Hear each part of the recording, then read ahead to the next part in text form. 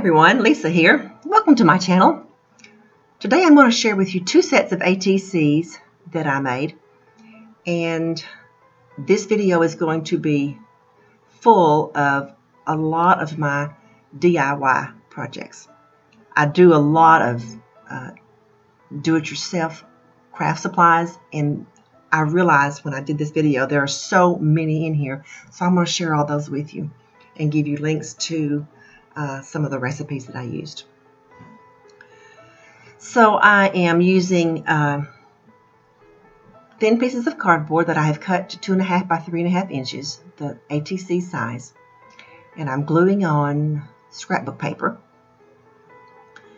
I think it gives it a nice finished look when you cover an ATC card.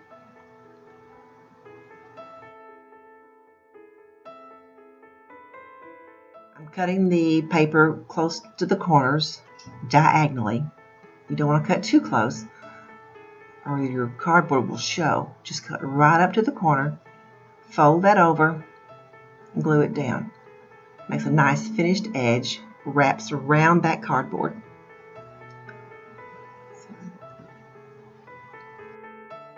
Okay, here I'm going to stamp some flowers on colored cardstock. This is the first of some of my do-it-yourself elements that I'm making. I've got a lot of stamps that I like to stamp and cut out. This stamp set I've had for a very long time. I could not begin to tell you where I got it, but I've used it a lot. It's all flowers, and I've really used it a lot. I like this stamp set. Okay, now I'm going to use my portfolios to outline the flowers, give them a little definition so they'll stand out better against the paper.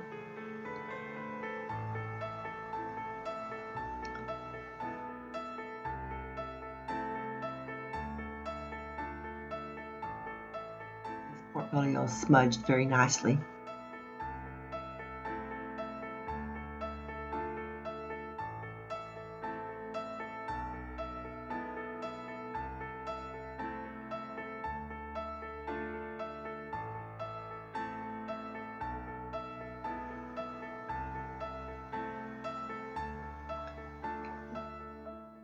Now I'm going to use a green portfolio to shade around the edge of the cards. It doesn't always have to be black. So I'm staying with my pink and green color scheme here and just shading around the edges and smudging it with my finger.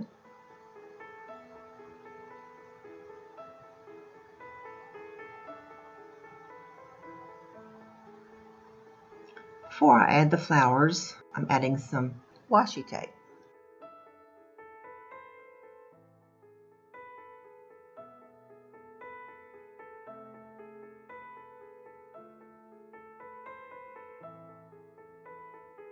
Okay, here's another DIY element that I'm using. I make my own stamped tissue paper. It's really fun to make. Just get a section of tissue paper and some of your favorite background stamps and just cover the paper, cover the tissue in your stamps. When you do this, be sure to turn your stamps every direction so that the paper doesn't run all just one way. So turn your stamps upside down, sideways, diagonal, so that it gives you a nice random background.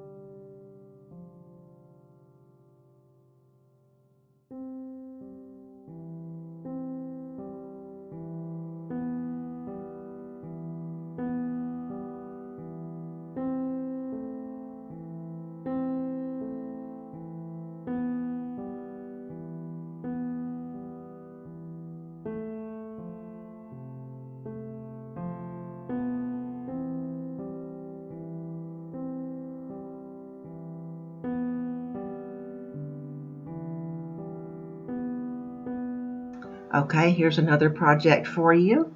These are glue dots. Instead of using enamel dots, these are little dots made with hot glue. My daughter and granddaughter and I had fun one afternoon just sitting making pages and pages of these. You just use hot glue, your hot glue any size you want, and when they're cool, paint with nail polish.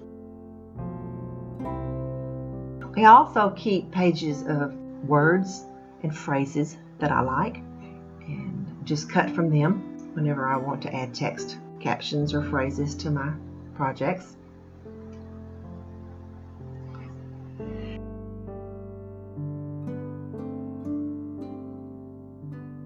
And outlining these with the Stabilo Wall pencil and using a water brush to blend out and activate that pencil.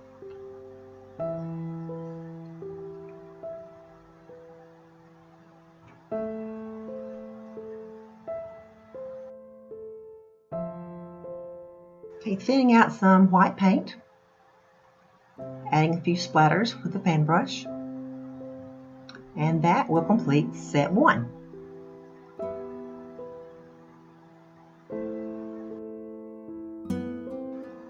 Okay, for set 2, I'm using those same pieces of cardboard, but instead of covering it this time, I'm going to just gesso them, and that is homemade gesso. I got so caught up in making the card and thinking what I was going to do next that I didn't ever go back and paint over top of the gesso. It just, I forgot. Later I thought, I never did go back and paint that. Okay, now I'm going to add thin strips of dictionary text and some leftover paper from a previous project. When I glued these pieces on, I'm wrapping it around all the way to the back to give it a smooth edge. And then when I cover the back with the ATC backing paper, it'll be a nice smooth finish. I'll leave a link for the backing paper that I use. It's just a printout, an ATC size, that has graphics on it and a place to put your name and the name of your ATC set, how many of them you made, your website or email address, so that if you trade your cards, it's got some information on the back of your card about you and your card. Here's where I made my first mistake. First of all, that is homemade spray ink. And the moment I sprayed it on there, I realized I had covered up the color of my teal. But already I'm thinking of a way to fix it.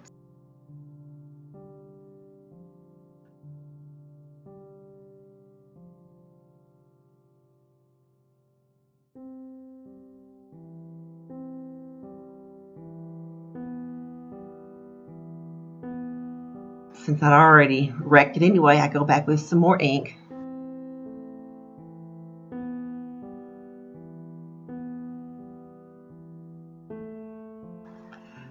These are some Gelli printed leaves that I made with, dare I say it, a homemade Gelli plate. These leaves really pick up nicely the orange and teal color scheme that I was going for. I used, I believe, the Craft Test Dummies Gelli plate recipe, so I'll link that below as well. Okay, this is where I fix my boo-boo. I just take some of that same paper, cut it in strips, and glue it right back on top. There you go, problem solved.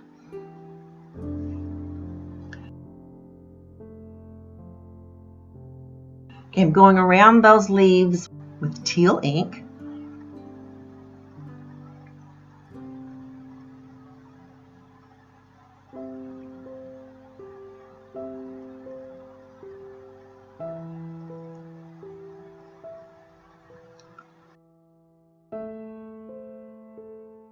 That extra leaf, I end up cutting it in half, and a little serendipity, when I cut it in half and add it to 2 cards.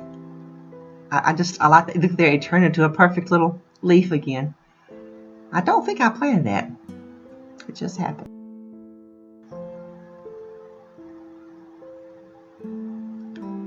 Okay, a little bit of gesso here and there just to blend in some of the orange.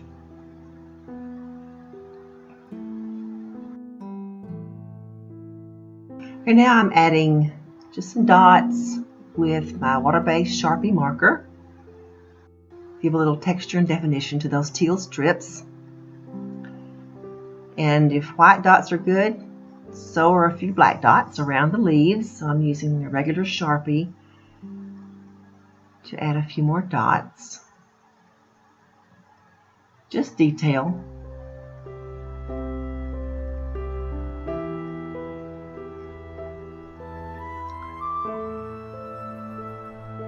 Adding the words believe, love, and faith. And using the old faithful Stabilo All pencil to outline and highlight those words.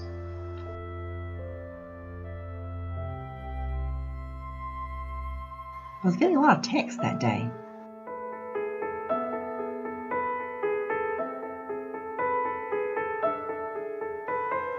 Okay, they're looking pretty good.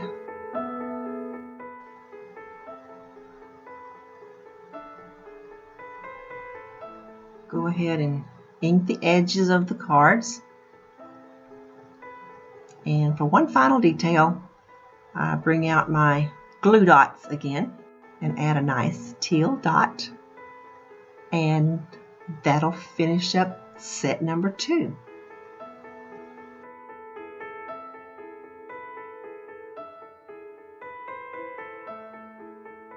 If you enjoyed this video, I would appreciate it if you would like it with a thumbs up. And if you want to see more, please subscribe to my channel.